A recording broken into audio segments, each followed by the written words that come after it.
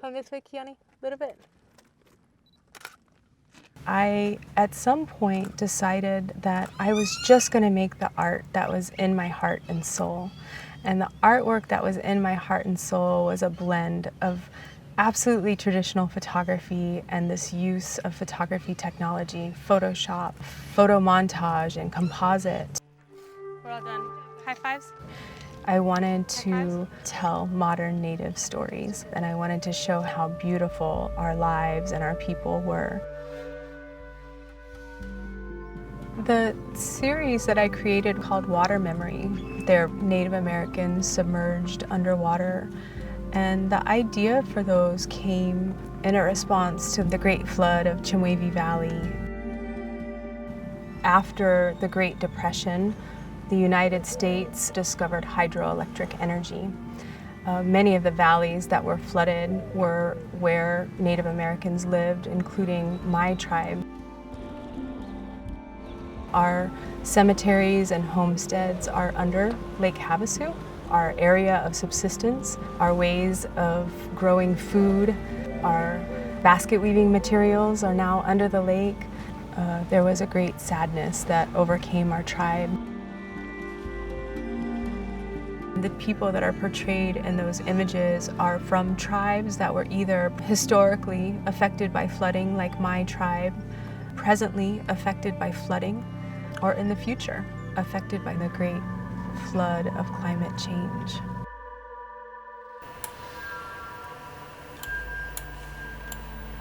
In mythology, the clay woman was the spirit of the clay. She was warm and soft, but also very temperamental.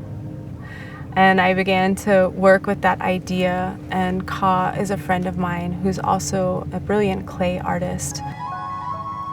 She is painted in clay. She has Mesa Verde pottery design on top of her skin. And her hair is captured flying at 1/8,000th of a second to emphasize that temperamental nature of clay when you fire it. I wanted to show that she was both an artist and a vessel for the spirit of the clay.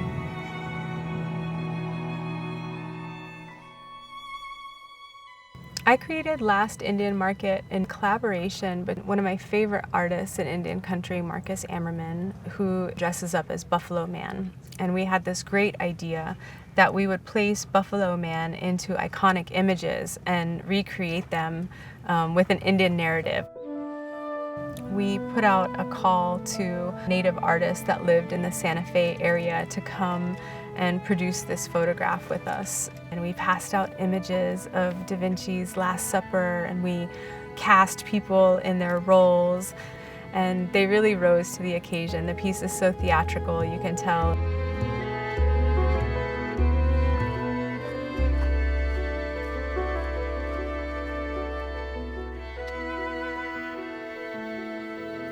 I really wanted to create an empowered female athlete in the same style of lighting that you might see Oscar De La Hoya or Manny Pacquiao. And Jenna was one of those pieces.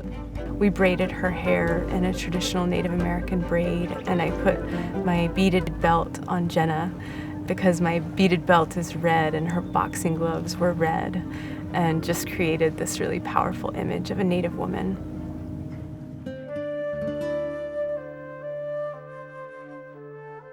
TV Indians was created in response to new ruins in the landscape, and I had this idea that I would stack all of these TVs in the landscape. And then the images on the TVs are ways that were depicted in media over the last 50 years. And you can see the stark contrast between how we're portrayed in the media versus what we actually look like. I think the more narratives that I can create, the better. It's made by Native, for Native. And when the dialogue or the conversation starts there, that everyone benefits. But I hope that my artwork speaks to Native American youth to get out there and tell as many stories as they possibly can for themselves.